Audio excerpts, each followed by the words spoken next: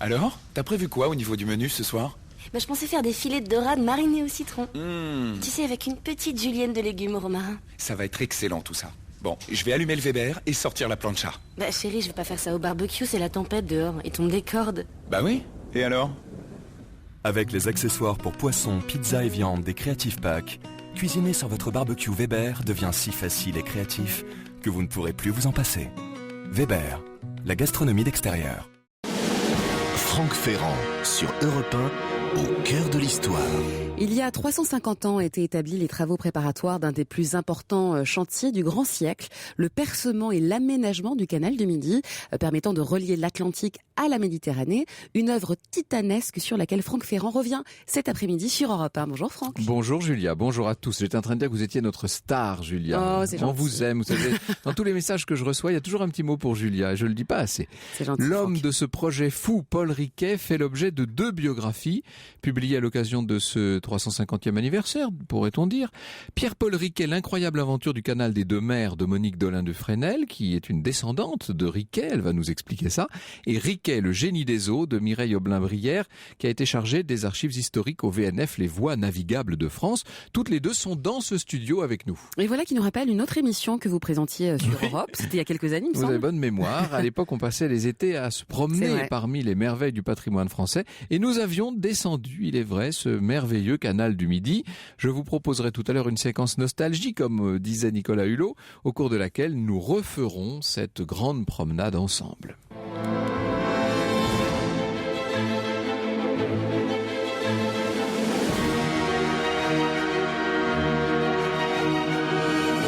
De 13h à 14h sur Europe 1, au cœur de l'histoire. Franck Ferrand.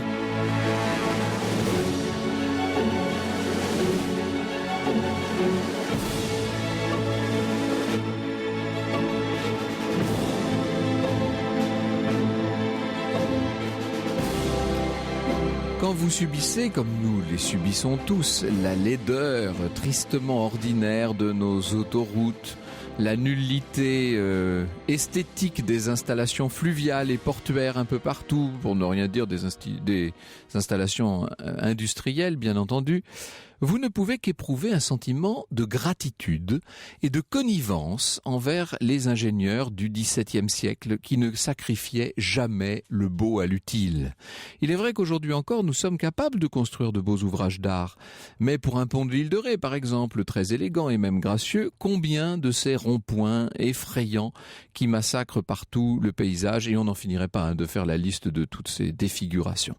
Les hommes de Paul Riquet, eux, avaient pour objet de compléter, de prolonger, d'améliorer le site naturel et non de le violenter avec mépris.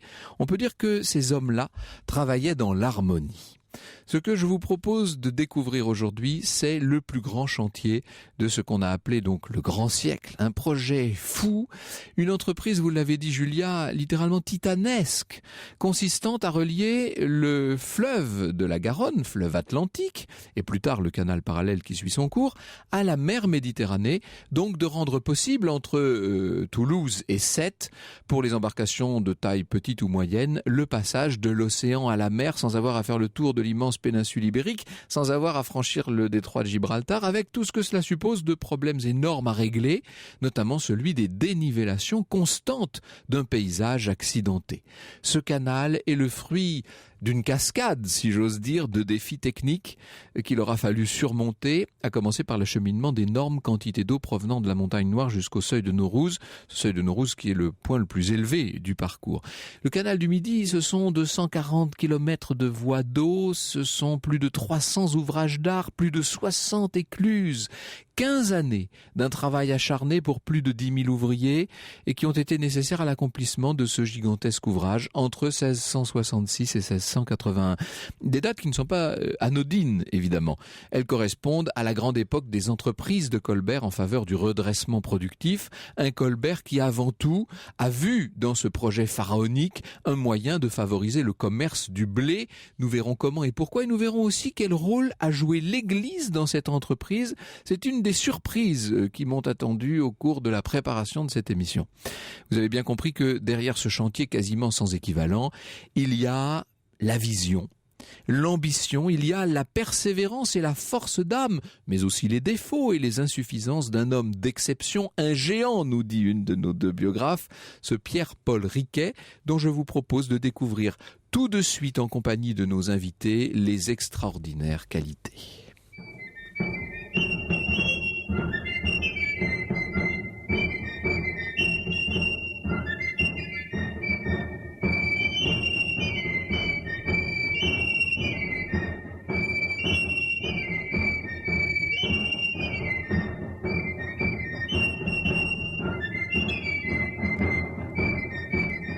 Un extrait sur Europe 1 de la Matelote, chanson de Provence et Languedoc. À tout de suite pour la grande aventure du Canal du Midi. Avec nous aujourd'hui sur Europe 1, Monique Dolin-Dufresnel, qui est directrice des bibliothèques de Sciences Po Bordeaux, auteur de Pierre-Paul Riquet, 1609-1680, l'incroyable aventure du Canal des Deux Mers aux éditions Sud-Ouest. Et Mireille Aublin-Brière, qui est chargée de la communication régionale et des archives historiques aux Voies navigables de France. Elle est auteure notamment de Riquet, le génie des eaux, aux éditions Privat. Franck. Vous avez cité les dates de Pierre-Paul Riquet, 1609-1680, ce qui veut dire qu'il est mort avant l'inauguration de son canal. C'est tout le paradoxe et c'est l'ironie de cet extraordinaire accomplissement pour cet homme qui, au moment où il se lance dans une telle aventure, est déjà un homme plus que mûr, vous allez le voir. Je cite de Charles Cros, notre grand poète Charles Cros à la fin du 19e siècle, ces vers que précisément Monique Dolin-Dufresnel a mis en exergue de son ouvrage. La brise chaude humide, avec ses odeurs vagues, souffle de la mer bleue en moutonnant ses vagues, et la mer bleue arrive au milieu des coteaux, son flot soumis anime ici mis le bateau. Maintenant, les canaux forment comme un lacis, comme un tapis brodé recouvrant le pays. Et le pays du vin vermeil, des moissons blondes, la France a dans son cœur le chemin des deux mondes, le liquide chemin bleu, bordé d'arbres verts, que Riquet dut rêver et que chantent mes vers. Vous descendez, vous, du grand Pierre-Paul Riquet, Monique Dolin-Dufresnel ? Eh bien oui, j'ai cet avantage pour lequel je n'y peux rien. En fait, Pierre-Paul Riquet, mon aïeul, à la 9e génération, et nous sommes assez nombreux d'ailleurs à descendre de Riquet. Il y a des associations familiales des descendants de Riquet. Ce qu'il faut savoir, c'est que j'avais fait un petit calcul, nous devons être entre 20 et 30 000 descendants à peu près. Dont un bon tiers habite en région toulousaine. Donc on n'a pas quitté le lieu emblématique de notre cher arrière-grand-père. Alors, si vous allez en Normandie, dans le grandiose salon de marbre du château du Champ de Bataille, vous verrez un énorme, quand je dis énorme, il est de dimension tout à fait rarissime, un énorme médaillon du roi Louis XIV de profil, qui est de marbre de Carrare, entouré d'un énorme bandeau de marbre noir, et c'est le cadeau personnel de Louis XIV à la famille de Riquet pour l'inauguration du canal du Midi. Et l'on se dit que pour que Louis XIV ait fait un tel cadeau au Riquet, c'est que véritablement il devait savoir gré à cet homme d'avoir accompli un véritable exploit. C'était un géant, cet homme, Mireille Aublin-Brière. Absolument, il a réalisé le deuxième chantier du royaume, puisque le premier était le château de Versailles, le domaine de Versailles, et Riquet a réalisé le deuxième chantier, qui était un chantier européen, et il l'a réalisé avec les moyens de l'époque, c'est-à-dire à la force du poignet. Oui. Et donc, comme vous le disiez tout à l'heure, ce sont 240 km de voies d'eau, 63 écluses, 328 ouvrages d'art, et il l'a réalisé à un âge canonique, c'est-à-dire 59 ans, ce qui veut dire maintenant peut-être commencer à 70 ans. Et du fait qu'il est mort à 71 ans, il aurait terminé son chantier à 80 ans actuellement. En 1996, l'ensemble de tous ces ouvrages du canal du Midi ont été inscrits par l'UNESCO sur la liste du patrimoine mondial de l'humanité. Je ne dirais pas que ça suffirait à les protéger, car il faut savoir que ce canal, il lui est arrivé assez récemment d'être plusieurs fois mis en cause, et qu'on se demandait s'il allait survivre. Oui, du fait que, premièrement, actuellement, il y a les platanes qui sont atteints, ils ont le chancre doré, c'est un champignon très sévère qui attaque tous les platanes du canal du Midi. Et c'est lié aux caisses pendant la dernière guerre mondiale, lorsque les Américains sont arrivés avec des caisses d'armement, le champignon était dans ces caisses. Ensuite, il est vrai que la voie d'eau a été plusieurs fois atteinte, et notamment on devait fermer le canal du Midi il y a une vingtaine d'années pour en faire à Toulouse une voie express. Mais le maire de l'époque, Pierre Baudy, s'y est opposé. Ensuite, il y a eu l'absence de transport de marchandises. En 1989, les deux derniers... on arrête les deux derniers pinardiers se sont arrêtés. Mais il faut expliquer ce que sont les pinardiers pour les gens du Nord. Ce sont des bateliers qui transportent le vin. Mais heureusement, le tourisme a pris le relais et on peut dire qu'il y a par exemple 15 000 passages de bateaux à l'écluse de Font-sur-Anne près de Béziers. Donc on pense que le canal est sauvé pour l'éternité. Sauvé par le tourisme, heureusement, Absolument. comme souvent d'ailleurs. Alors nous allons bien sûr parler de celui qui est l'artisan du canal du Midi. Nous allons revivre la biographie, l'incroyable aventure de ce Pierre-Paul Riquet. Juste avant cela, tout de même, j'aimerais que vous nous disiez ce qui, à vos yeux, dans ce canal du Midi, reste aujourd'hui le plus spectaculaire. Pour nos auditeurs, est-ce qu'il y a un site à mentionner en particulier ? Mireille Oblin-Brière ? Bon, alors, il y a le lac de Saint-Féréol, puisque ce fut le premier lac le plus grand d'Europe et pour ne pas dire du monde. Enfin, je ne suis pas allée vérifier, mais c'est ce qui se dit. Donc c'est magnifique dans la montagne noire avec les 76 km de rigoles créés par Riquet. C'est un lac artificiel. C'est un lac artificiel. Il y a également le pont aqueduc de Répudre qui est le plus vieux au monde actuellement. Il y en avait en Italie mais qui s'est écroulé, donc c'est le nôtre. Le pont aqueduc, le pont canal du Répudre, et puis il y a le tunnel du Malpas parce que là, Riquet a fait une œuvre magistrale. La percée du Malpas. Voilà, alors on va parler de tous ces ouvrages et de ces endroits tout à fait extraordinaires tout à l'heure au cours de notre promenade. Ce sera mon récit à 13h30. Monique Dulin-Dufresnel, est-ce qu'on peut dire, selon vous, que ce canal est encore aujourd'hui faisable, si je puis dire ? Il faut combien de temps pour le parcourir ? Alors ça dépend parce qu'on peut le parcourir à vélo sur les... Alors les pardon, berges. je voulais dire moi par voie en bateau, hein, bien sûr. Mais on ne peut pas dépasser la vitesse de 5 km/h, c'est ça, hein. Justement pour éviter d'abîmer les berges du canal. Donc à l'époque de Riquet c'était en 4 jours, là on peut le faire un petit peu moins, mais guère moins. Non, c'est à peu près 5-6 jours. À l'époque de Riquet... Il faut prévoir une petite semaine. Oui, une petite semaine si on veut le faire tranquillement. Il faut avoir le temps. Nous en arrivons dans un instant à la vie du génie des eaux.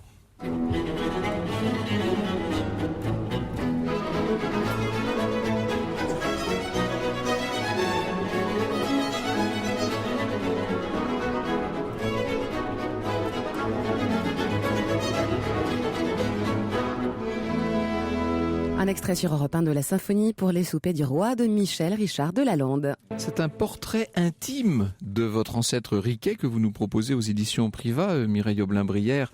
Ce portrait... Ah non, pardon, oui, je suis en train de confondre mes deux invités, pardon. Mais oui, c'est vous, Mireille Oblin-Brière, qui avez écrit ce portrait intime. Vous nous parlez d'un personnage qui était une force de la nature. Absolument, déjà physiquement parce que il a traversé les épidémies, les grandes pestes. Rappelons que à Toulouse, où il y avait à peu près 50 000 habitants à l'époque de Riquet, 10 000 ont disparu à cause de la peste. Donc il était fort physiquement, il a traversé ces épidémies. Et puis c'était une force de la nature pour avoir réalisé à un âge canonique cet un âge canonique pour l'époque, il avait une soixantaine d'années. Oui, maintenant c'est différent. Alors il naît en 1609, on ne sait pas exactement quand, à Béziers. On ne sait pas tout à fait, Monique Dulin-Dufresnel. Pardon, on suppose qu'il est né le 29 juin, jour de la Saint-Pierre et Paul. 29 qui justifierait ce drôle de prénom. À part Pierre-Paul Rubens, ils sont pas très nombreux à cette époque-là, ça s'appelait Pierre-Paul. On l'a souvent fait naître en 1604 pour des raisons que j'ignore. En revanche, il est plus plausible qu'il soit né en 1609 puisque son acte de décès du mois d'octobre 1680 porte l'âge de 71 ans. Donc, en calculant normalement, on arrive à 1609. Son père était un juriste, mais comme souvent les professions ces professions de robe de l'Ancien Régime, il est assez difficile de le définir très précisément, en tout cas pour un grand public du XXIe siècle. Comment définiriez-vous ses fonctions ? Eh bien, il a été notaire, il a acquis des fermes dans la ville de Béziers. Il a été, comment on pourrait dire, un homme d'affaires, un homme d'affaires, pour rester dans quelque chose d'assez large, faisant justement des affaires pas toujours très nettes, mais il a à un moment donné aussi dirigé la ville de Béziers, puisqu'il a fait partie du Conseil des 30, qui était un genre de consul qui dirigeait la ville de Béziers. C'est un homme qui a eu des occupations professionnelles très variées, très diversifiées, pas toujours des affaires un peu louches, très honnêtes. Oui, est-ce que Pierre-Paul a été marqué justement par la personnalité de ce père Oui, parce que je pense que c'était un père peu scrupuleux du point de vue affaires. C'était un affairiste et Riquet a repris ce côté affairiste et il a été pendant de nombreuses années prêteur banquier, en dehors du fait qu'il était agent de la Gabelle, c'est-à-dire qu'il récupérait l'impôt sur le sel, mais il a été banquier privé et il y a eu beaucoup de prêts, de petits prêts, puis des gros prêts, y compris au consul de Revel. Revel était une ville endettée et Riquet a acheté une partie de tous les droits des consuls de Revel. Alors, le fils, donc Pierre-Paul, fait ses études. On ne sait pas non plus grand-chose de ses études. On pense qu'il était chez les jésuites.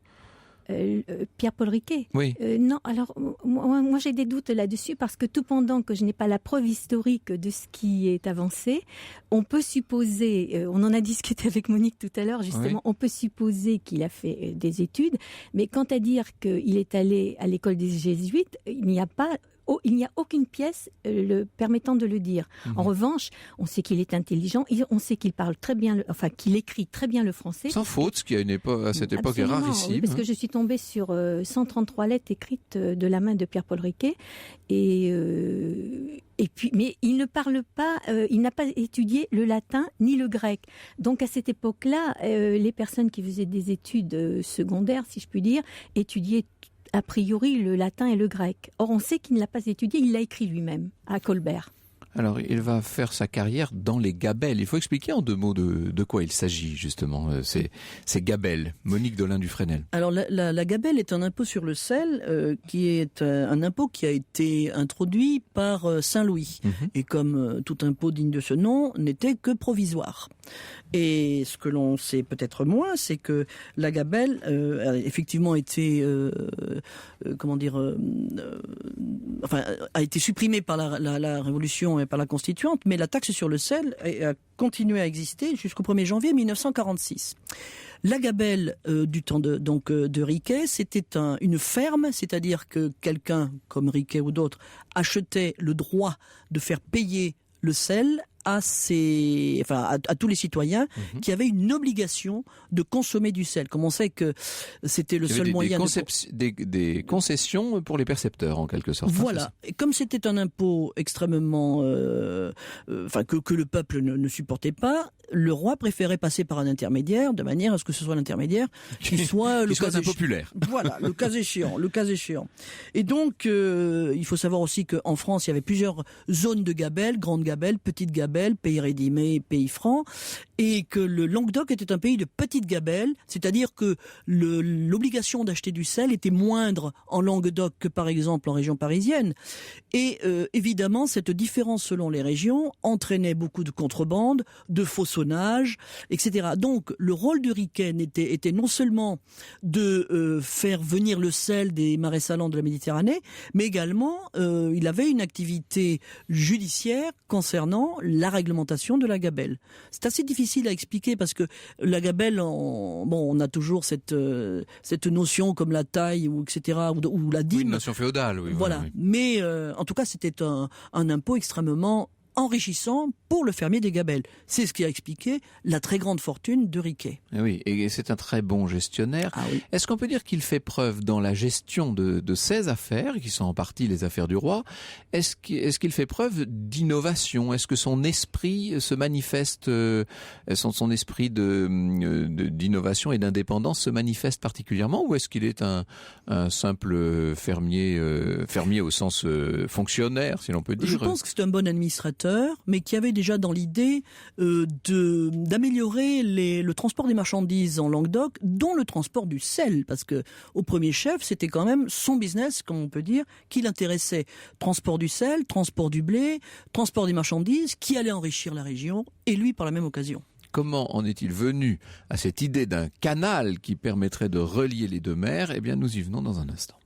Franck et ses invités qui nous emmènent faire un beau voyage, la descente du canal du Midi, dont les travaux ont commencé il y a 350 ans. Nous sommes avec Monique Dolin-Dufresnel, qui donc descend de Pierre-Paul Riquet et qui a écrit L'incroyable aventure du canal des deux mers, et Mireille Aublin-Brière, qui connaît très bien les voies navigables de France, n'est-ce pas, et qui a écrit Le génie des eaux, Riquet, portrait intime. Alors, il faut que nous avancions, mesdames. Pardon d'avancer un peu vite peut-être, mais j'aimerais déjà que nous envisagions notre Riquet marié, père de famille, d'une famille relativement nombreuse d'ailleurs, et 4 de ses enfants vont survivre, si je puis dire. 5 même, 5, oui.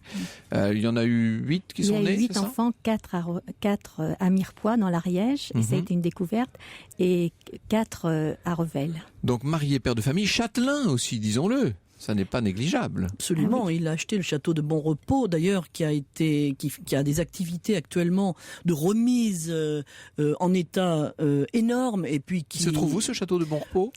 À Bon Repos, Riquet, à 20 km de Toulouse. À côté de Verfeil, la ville, le petit village où sont enterrées les petites filles modèles. Voilà. Et donc cet homme, nous l'avons compris, a fait une solide fortune dans les Gabelles, enfin dans la Gabelle. Il est une notabilité locale. Comment lui vient cette idée de construire un canal qui reliera la Garonne à la Méditerranée? Je pense que Riquet est un pragmatique. Comme je vous l'ai dit tout à l'heure, son idée c'était aussi d'améliorer le commerce, dont lui-même et sa famille seraient les premiers bénéficiaires, mais également il pensait à laisser un héritage conséquent à ses enfants.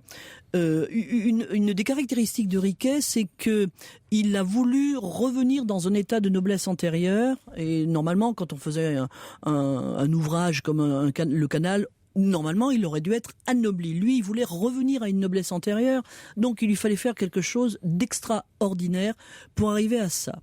Et d'autre part, les routes en Languedoc à l'époque étaient des routes en très mauvais état, que les États du Languedoc étaient censés entretenir et qu'ils ne faisaient pas. Et donc, cette idée de canal est arrivée à point nommé pour relancer l'activité économique du pays. Et c'est une idée qui déjà était dans l'histoire de la région. Et évidemment, il est intéressé personnellement, Riquet, parce qu'il y a la question de l'acheminement du sel qui va présider à tout ça. Bien sûr, il s'est dit, en raison des problèmes de transport, si le transport du sel se fait par voie d'eau, eh bien ce sera très bon pour mes finances. Mais voilà. Donc il a eu aussi la chance, de par son travail, de parcourir les sentiers de la Montagne Noire. Il s'est aperçu qu'il pouvait réunir les ruisseaux. Et donc alimenter en eau le canal, parce que c'est le gros problème d'alimentation. C'est-à-dire que créer un canal, c'est pas seulement creuser un canal, c'est qu'il faut mettre de l'eau dedans. Et d'où vient-elle cette eau, Voilà, ce fut le problème de tous les rois précédents et de ceux qui se sont penchés sur la possibilité de faire un canal. Et lui, il a trouvé la solution en réunissant les eaux de la Montagne Noire. Et avec le partage des eaux à Naurouze, qui permet au point le plus haut d'envoyer les eaux du canal vers l'océan et vers la Méditerranée. Ça a été sa grande découverte, mais on partage également avec Thomas de Scorbiac. Je tiens à citer ce personnage parce que même Thomas de Scorbiac l'a un petit peu accusé à une époque de lui avoir piqué son projet. Oui, d'avoir tiré la couverture, si l'on peut dire. Mais enfin, Riquet est bien à l'origine du canal. Et il a eu aussi la chance, à partir du moment où il a bien conçu son idée de canal, il a eu la chance, lors d'une tournée pastorale de Charles d'Anglure de Bourlemont, de rencontrer ce prélat qui était un ami de Colbert. C'est l'archevêque de Toulouse. Absolument, l'archevêque de Toulouse. Et c'est l'archevêque de Toulouse qui lui a dit envoyez votre projet à Colbert, je me charge du reste. Et voilà, mais ça c'est-à-dire ça, c'est une entrée à la cour, en fait. Ça change tout, évidemment, dans un système aussi centralisé que peut l'être cette monarchie française. Absolument, d'autant que Charles-François d'Anglure de Bourlemont, donc l'archevêque de Toulouse, était aussi président des États du Languedoc. Donc ça lui donnait encore un peu plus de poids dans son activité, le fait d'être intermédiaire auprès de Colbert. Quels sont les arguments que Riquet va faire valoir devant le grand ministre, devant Colbert? Alors, ce sont des arguments économiques, donc enrichir le Languedoc, politique et diplomatique, puisque au départ l'idée de Riquet était de faire un canal suffisamment large pour faire passer les galères du roi de l'Atlantique à la Méditerranée, en évitant de passer par Gibraltar, donc en évitant de contourner l'Espagne avec laquelle on pouvait être en désaccord. Donc là, une dimension stratégique majeure, ça, oui. évidemment. Et puis on évitait les barbaresques de la Méditerranée, surtout qui faisaient aussi beaucoup de piratage dans la mer. Et puis il s'est avéré que le faire passer des galères supposait un canal large, beaucoup trop large et beaucoup trop coûteux. Donc on a réduit un peu, même beaucoup, la largeur du canal, mais le canal s'est fait quand même. C'est fascinant, ces histoires de grands canaux. On pense évidemment à l'histoire du canal de Suez, qui est une des plus grandes épopées du 19e siècle, et puis évidemment au canal de Panama, qui a eu en France des répercussions d'un tout autre ordre. Mais enfin ça nous entraînerait loin. En tout cas, ce sont toujours des entreprises titanesques qui supposent de longues années d'études. En l'occurrence, le roi va envoyer sur place un certain nombre d'hommes de l'art, bien entendu. Oui, c'est l'intendant déjà, enfin les intendants étaient sur place. L'Église, justement, au travers des prélats, a suivi... ça, c'est un aspect important. Absolument. A suivi donc main dans la main avec Riquet cette construction du canal. Et puis le roi a envoyé ses ingénieurs, parce que il ne faut pas oublier que Riquet n'était ni ingénieur, ni architecte, ni dessinateur, ni j'ai envie de dire, c'était un autodidacte et c'était un homme de terrain pragmatique. Il a tout conçu lui-même et il a tout organisé lui-même avec des ateliers, avec une organisation très rationnelle du travail.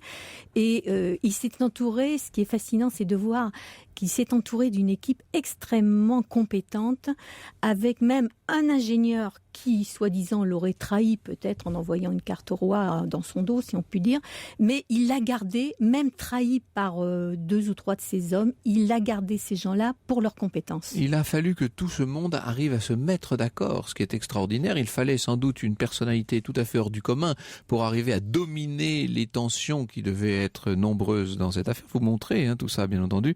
On vit à travers vos 2 ouvrages d'une manière assez distincte, d'ailleurs assez différente. On vit l'évolution de ce très grand projet jusqu'à cet édit du roi d'octobre 1666 qui décrète le début des travaux. Alors avant d'entrer dans le détail de ces travaux et de raconter à nos auditeurs quelles ont été les difficultés à surmonter, ce que je vous propose, c'est la récréation du moment, si je puis dire, c'est de faire une petite promenade sur ce canal du Midi et de voir quel a été finalement le résultat. Est-ce que nous en gardons encore, nous, 3 siècles et demi plus tard?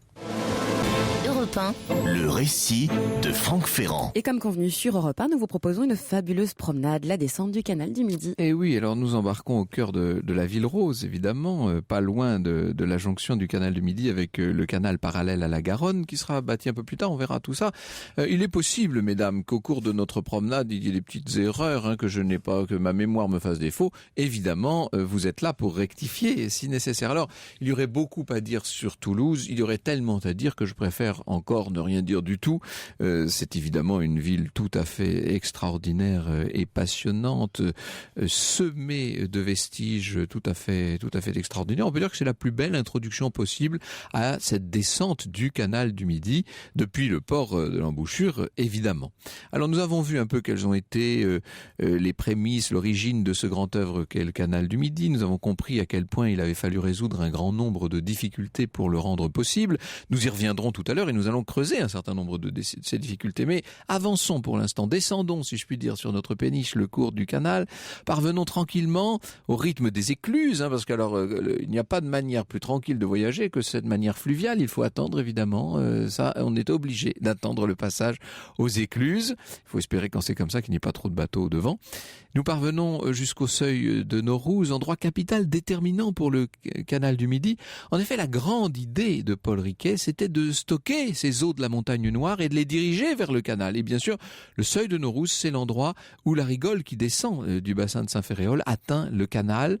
Il faut savoir qu'on construira là, mais beaucoup plus tard, c'est sous la Restauration, 1825, on construira cet obélisque fiché sur les drôles de pierres de Naurouz, sculptés par l'érosion et qui font de l'endroit un véritable site.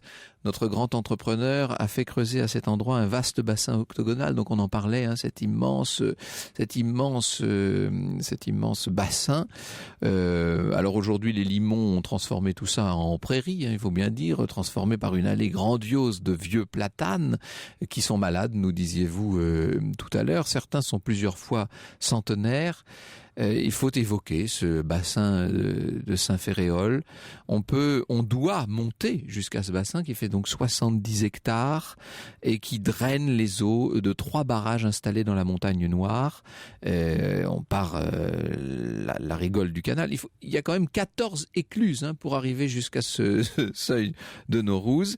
L'alimentation est complétée, il faut le dire, par une réserve de la vallée, celle du lac de Grand-Guise, qui aujourd'hui est aménagée. On peut y faire toutes sortes d'activités aquatiques, etc. C'est évidemment toujours la dimension touristique propre à notre époque. N'oublions pas les difficultés que rencontre évidemment Riquet, sur lesquelles on va revenir. On est en pleine guerre d'évolution, il y a des révoltes dans le Roussillon, contre la Gabelle d'ailleurs, dont il est lui-même responsable. Les caisses de l'État sont très éprouvées. Riquet, néanmoins, est bien décidé à continuer son grand œuvre, ce qui veut dire aussi qu'au passage, ses dettes s'accumulent. Alors pour revenir au bassin de Saint-Ferréol, il est plus facile de l'atteindre depuis Castelnaudary. Là vous prenez la D624, c'est évidemment plus direct et plus facile. Castelnaudary que traverse le canal peu après le seuil de Naurouz. On est là dans la capitale du Lauragais, bien entendu. Disons-le aussi dans la capitale du Cassoulet. Ça fait partie des plaisirs puisque nous sommes dans le tourisme et dans les plaisirs locaux, si je puis dire. Évidemment, la gastronomie en fait partie et vous savez combien ce sud-ouest, de ce point de vue, est particulièrement riche. Alors avançons vers Carcassonne, un des grands sites du patrimoine français, le plus populaire en France, semble-t-il, d'après un sondage qui avait été fait en 1995 après le Mont-Saint-Michel et Rocamadour, vous voyez. Alors bon, on connaît évidemment cette ville extraordinaire, la pucelle du Languedoc, avec sa double enceinte totalement revue et corrigée au 19e siècle sous les instances de Viollet-le-Duc, bien entendu.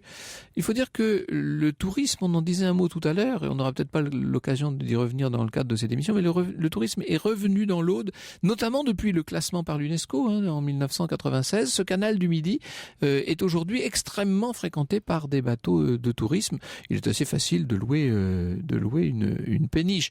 Alors on le disait tout à l'heure, jusque dans les années 70 et même au début des années 80, il y avait encore des pinardiers qui transportaient ces vins des Corbières.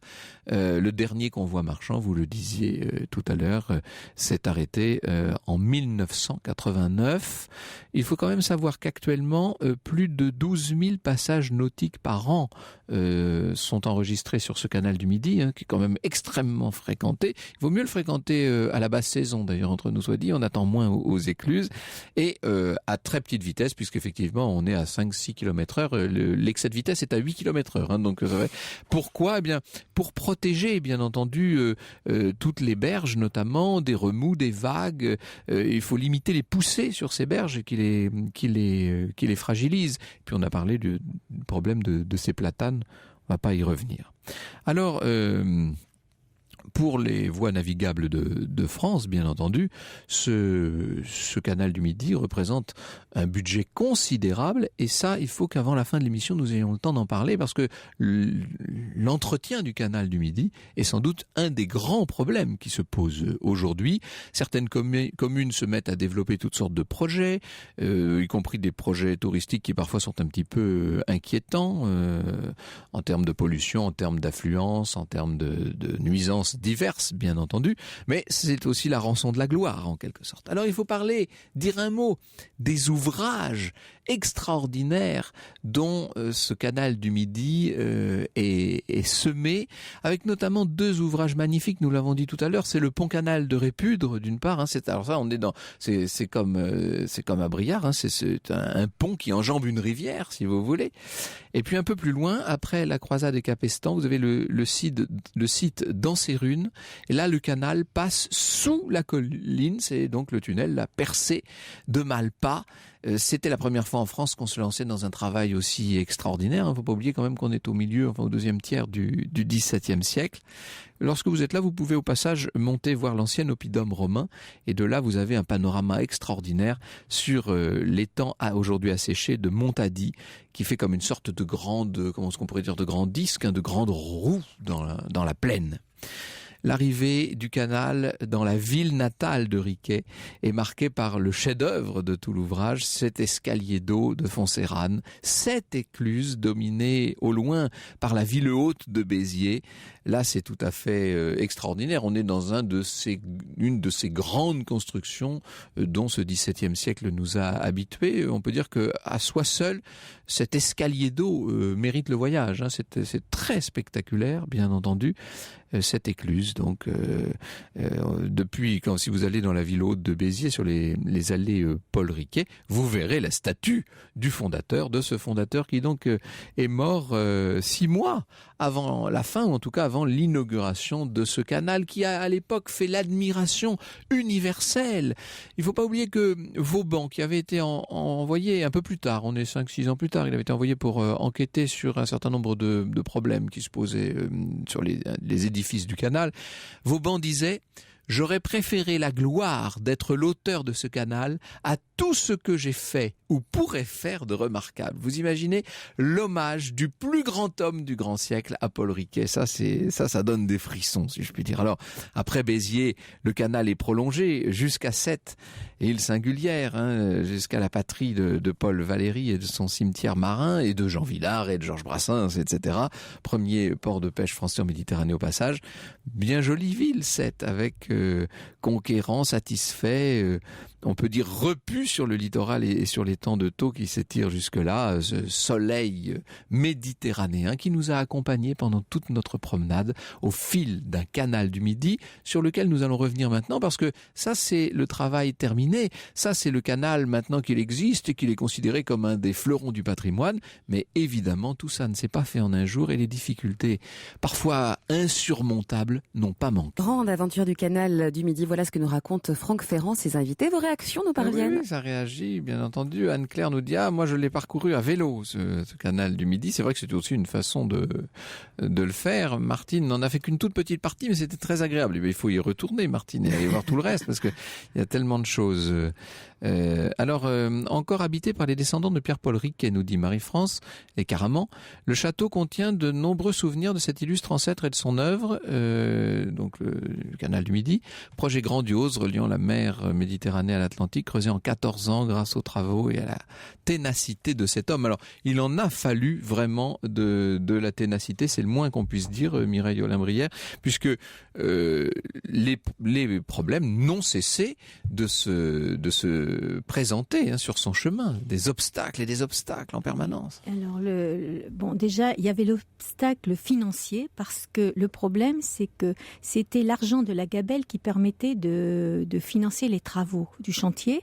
Or, Colbert versait toujours, avec beaucoup de retard, l'argent. Donc, c'était un gros problème pour Riquet.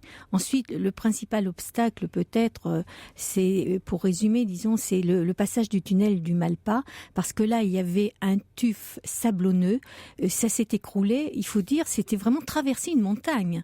Il fallait creuser la montagne, Et tout le monde avait déconseillé à Riquet de passer par le Malpas. Et Riquet s'est entêté parce que une de ses qualités, c'était de s'en tenir à celui qui avait la meilleure solution. Mais s'il lui estimait que c'était sa solution la meilleure, il continuait son chemin. Et tout s'est effondré. Et Colbert devait lui envoyer un messager pour dire il faut arrêter le chantier, que va devenir le canal? Et il s'est entêté et il a fait venir pendant une semaine ses meilleurs maçons. Ils ont travaillé nuit et jour à la bougie, à la chandelle, et il a réussi, au moment où le messager parvenait pour dire il faut arrêter le chantier, Riquet a montré que tout était fait sur à peu près 1 mètre de hauteur, un goulet d'étranglement, et la cerise sur le gâteau, c'est qu'il a fait venir le président né des États du Languedoc, Monseigneur de Monzy, qui est passé presque courbé en deux dans ce goulet pour prouver que le canal était réussi. Comme dit un de mes amis qui a l'habitude de diriger de très grands chantiers, il faut des nerfs. Il fallait des nerfs à Riquet, et ce qui est très étonnant, c'est qu'au moment où il se lance dans l'opération, c'est déjà, on peut pas dire un vieux monsieur, mais enfin pour l'époque, c'est un homme d'un certain âge, en tout cas. Hein. Ah oui, il avait plus de 50 ans, presque 60 ans. Presque 60, mais oui. Mais il a eu la bonne idée d'associer à ses travaux son fils Jean-Mathias, son fils aîné Jean-Mathias, qui a souvent été son intermédiaire auprès de Colbert, d'une part, et surtout quand Riquet était malade, parce qu'à la fin de sa vie, il était, régulièrement malade, il avait des crises de paludisme, palud qu'il avait attrapé donc sur les côtes de la Méditerranée, et pour Colbert, il lui fallait un Riquet comme interlocuteur, que ce soit le père ou le fils. Cela dit, Colbert était quand même assez inquiet de la santé de Pierre-Paul Riquet. Mais bon, à la fin de sa vie, Colbert a été assez dur avec Pierre-Paul Riquet. Peut-être lui-même, Colbert étant dans des ennuis. Des difficultés, oui, sans nom, presque insurmontables. Oui. Et ce qui est curieux aussi, c'est que c'est le fils de Colbert, le marquis de Seignelay, qui a été aussi l'intermédiaire de Pierre-Paul Riquet. Et à ce sujet-là, Riquet, qui était un bon vivant, envoyait des caisses entières de bouteilles d'eau de Sète au marquis de Seignelay, l'eau de Sète étant ce que j'appelle un avatar du pastis actuel. Et le marquis de Seignelay, ma foi, trouvait ça très bon. Et Riquet, je n'ose pas dire lui donner des pots de vin de cette manière-là, mais le marquis de Seignelay était beaucoup plus accommodant que son père Colbert. Ce qui veut dire qu'on buvait du pastis à la cour de Saint-Germain à l'époque. Hein. Alors, Monique Dolin-Dufresnel, ce qu'il faut aussi rappeler, ce sont les conditions de travail de tous ces ouvriers. Combien d'ouvriers à peu près sur le chantier? Alors, ça a beaucoup varié, entre 2000 et 12 000, ce qui est quand même assez important. Et Riquet mentait à Colbert, donnait un nombre d'ouvriers le plus élevé possible, de manière à lui montrer que le chantier avançait. Mais il faut savoir qu'à l'époque, la notion de salariat n'existait pas. Et donc, les ouvriers étaient d'abord payés à la journée, puis ensuite Riquet les a payés au mois. Et il avait également institué des conditions sociales complètement nouvelles, novatrices pour l'époque. C'est-à-dire que les ouvriers étaient payés même s'il pleuvait, même s'ils étaient malades, même les jours, même le dimanche, de manière à les fidéliser, parce qu'ils allaient travailler selon un jour sur le chantier du canal, un autre jour dans les moissons, un autre jour faire les vendanges. Voilà. Et je voudrais juste citer à ce propos-là la thèse de Michel Adjé, qui est remarquable sur la question. Michel Adjé, qui est le plus grand connaisseur à mon sens du canal du Midi, et qui a soutenu sa thèse en décembre dernier à l'université de Montpellier, et qui fait toute une étude justement sur les ouvriers du canal du Midi. Et sur le caractère assez avant-gardiste, en quelque sorte, du système mis en place. Il ne faut pas oublier qu'un certain nombre de ces ouvriers souffraient du paludisme, évidemment. Absolument. Oui. Comme à chaque fois qu'on creuse, comme ça. Oui. Et Riquet lui-même avait souvent des accès de fièvre quarte ou quarte, c'est ce que l'on disait à l'époque, c'est-à-dire un paludisme dégénérescent. Et c'est extraordinaire de savoir que pendant toute une vie, il a énormément souffert de cela et de la goutte, et qu'il a travaillé comme un damné sur le chantier. Ce qui l'a vraiment tué, ce sont plutôt les soucis, notamment les soucis d'argent. Hein. Il ne faut pas oublier ces problèmes financiers, et cet endettement qui peu à peu devient insurmontable quand même. Il faisait ce que l'on appelle de la cavalerie, c'est-à-dire que le canal, la construction du canal avait été scindé en 2 entreprises. Lui s'était porté adjudicateur de la première entreprise, puis ensuite il s'est porté adjudicateur de la deuxième, la première allant, pour faire simple, de Toulouse à Carcassonne, et la seconde de Carcassonne à la Méditerranée, mais pour avoir toujours de l'argent frais. d'une part. Et puis ensuite, comme l'a dit fort bien Mireille, il utilisait l'argent de la gabelle, les États du Languedoc ne payaient pas, en fait il était en cavalerie permanente. Et il va mourir donc avant, ça c'est terrible, avant l'inauguration du canal. On n'a pas le temps de dire qu'il a fait bien d'autres choses. Il a notamment été l'un des concepteurs du canal de l'Ourcq, etc. Mais ce sera peut-être pour une autre occasion. Je voulais citer ce que nous dit Emma. Je vis à côté du canal du Midi depuis ma naissance. J'ai 40 ans. Et depuis qu'il est au patrimoine mondial de l'UNESCO, les rives à côté de chez moi ne sont plus du tout entretenues. Il y a encore 10 ans, les berges étaient magnifiques. Les chemins de halage étaient même tondus. Ce n'est plus le cas. Que se passe-t-il, Mireille ? Bon, alors moi je ne suis plus, je me défausse en disant je ne suis plus à Voies navigables de France puisque je suis retraitée, mais je puis dire que les agents font vraiment leur possible, simplement il y en a comme partout de moins en moins, les effectifs diminuent et pourtant la région, le département finance, mais c'est une question d'effectifs tout simplement. Voilà. Alors, on n'entretient plus trop les berges, enfin moins bien qu'avant, mais en revanche, on fait des films, c'est déjà ça. Un film documentaire de Jean Périssé est en cours de montage. Ça s'appelle La fabuleuse histoire de Monsieur Riquet et ce sera diffusé à l'automne 2013. Et puis, je tenais à citer évidemment le site internet qui est consacré à la défense et à l'illustration de la mémoire et de l'œuvre de Pierre-Paul Riquet. C'est www.riquet. Alors, c'est Riquet et son canal, tout ça en un seul mot, Riquet et son canal.fr. Merci beaucoup à toutes les deux. Je rappelle les titres de vos ouvrages. Monique Dolin-Dufresnel, Pierre-Paul Riquet aux éditions Sud-Ouest et Mireille Oblin-Brière, Riquet aux éditions Priva. Et puis je tenais à signaler que très bientôt là vont avoir lieu vendredi et samedi prochain les 10e journées de l'histoire de l'Europe organisées, vous savez, par l'association des historiens. On en parlait la semaine dernière. Oui. Et cette année, le thème est passionnant. Ça s'appelle Histoire culturelle de l'Europe de l'an 1000 à nos jours. C'est au centre Malesherbes de la Sorbonne, dans le 17e arrondissement. Et pour vous inscrire, il suffit d'aller sur le site association.histoire.free.fr. .fr